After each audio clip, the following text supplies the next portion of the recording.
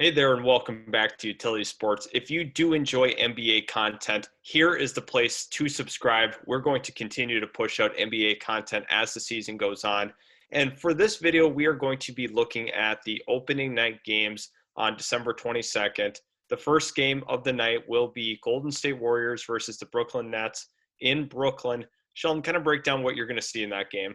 Yeah, obviously the NBA chose this matchup intentionally. You're looking at Kevin Durant getting to face his old team, the Golden State Warriors, albeit without Klay Thompson. But quite frankly, both of these teams have looked pretty good in the preseason. Steph Curry seems to be back to form, scoring 29 points in 29 minutes most recently, 29 points in 25 minutes the night before. He's really been shooting the lights out as per usual for him. And Kevin Durant coming off that Achilles tear. I've been a little bit of a skeptic about his recovery, what he's going to look like when he's been back. And in the preseason so far, he's looked phenomenal. His ability to rip through on the wing, take a guy off the dribble looks just like it did when he was healthy with the Warriors beforehand. And now I think the Nets are going to be one of the favorites in the East as contenders. And we're going to get a really nice opening night matchup here between the two. Obviously, the Warriors might not be the favorites out west with that Klay Thompson injury, but they're still a really competitive team. We get to see Kelly Oubre in his first real minutes as a Golden State Warrior. And I think also James Wiseman will hopefully be playing on opening night. He did not play in the last preseason game for them, but he's obviously a big piece to what they're going to be doing there. And it's going to be a really good matchup between the two teams. Kyrie Irving obviously probably going to sage around the court in his arena. It's a good matchup, and I'm really excited to watch that one. Yeah, so kind of describe the impact that Andrew Wiggins will have for the Warriors this year. There's a lot of people wondering how he's going to fit with some of these other talented players now that the roster is kind of back to form. What do you see his role being, and where do you see him potentially in terms of scoring, his numbers, percentages? What do you think this season will look like for Wiggins? Yeah, Wiggins is kind of in an interesting spot because they obviously brought him in under the assumption that he would be their third scoring option in the half court. This year with Klay Thompson out, he's going to have to be that number two guy for them. He's going to be a go-to when Curry's off the floor, something they haven't really had after the departure of Kevin Durant. And now I think this year he could score 17 to 19 points a game. He'll probably shoot about 45, 46% from the field overall, probably about 34, 35% from three. And I think the biggest thing for him is he's going to be an improved defender. I think his motivation on the defensive end of the floor is going to be higher. I think he kind of realizes the situation there in Golden State. You're playing with a multi-time champion in Steph Curry every night. You've got a young center who's going to be a defensive anchor for them pretty early on in his career. And Kelly Oubre is going to be a guy also that I think the two of them, there's a lot of pressure on them to be impactful on both ends of the floor, especially that defensive end. He's going to be given the lead matchup probably most nights, something he hasn't really taken before in Minnesota, obviously known more for his offensive prowess. And I think this year, defensively, is going to be his calling card. And I think I'm really excited to watch him take that role this year.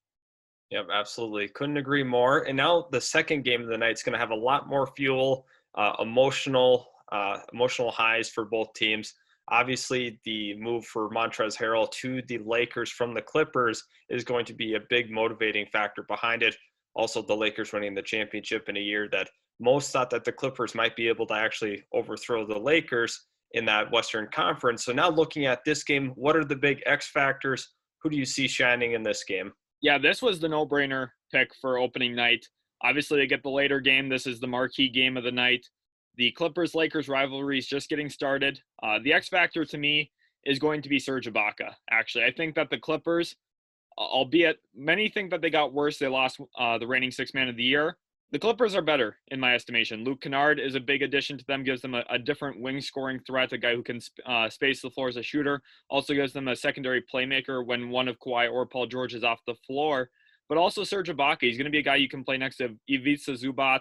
He can also play some of the center minutes himself, gives you a rim protector, and a lot more versatility in that lineup. Has played with Kawhi Leonard in Toronto. And I think that, honestly, the addition of him is way bigger than even the addition of Montrezl Harrell to the Lakers. I don't see Harrell necessarily fitting into their closing lineup, albeit I think he's a good addition nonetheless. But really, at this point now, the Clippers-Lakers, it's going to be a fun matchup to watch. I think Ibaka's the X factor for the Los Angeles Clippers. And looking at the Lakers, the X factor there's going to be Dennis Schroeder. I'm interested to see kind of what Frank Vogel does with their lineups. If Schroeder is a starter, he did say he wanted to be a starter this year. He tried that before in Atlanta. It didn't quite go well once they had moved on from Jeff Teague. Obviously found himself back in Oklahoma City as a sixth man. And I think that's kind of the role where his career should be at. But with with LeBron James in that lineup, you can kind of afford to play around with it a little bit more. It buys you a little bit of flexibility at your guard position. I think Schroeder, if he plays like he did last year, is a great piece for the Lakers, but I'm a little questionable about his shooting ability. He did shoot 41% from three on catch and shoot opportunities last year, something that's going to have to really continue for his fit on the Lakers. But I'm not sure if it will. For his career, he's a below 40% three-point shooter, especially on catch and shoot opportunities.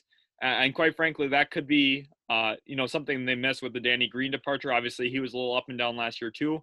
But now you're also missing some perimeter defense from that. Maybe Taylor Horton-Tucker takes a step up. He's looked really, really nice in preseason play, but I'm not necessarily sure if he's a guy coming down to the end of games if he really fits next to LeBron and Anthony Davis yet at this point offensively.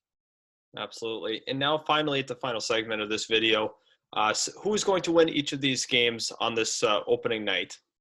Yeah, that's a really good question. Honestly, I can see both games going both ways. This is why they're the matchups chosen for game one. These are fun matchups to watch.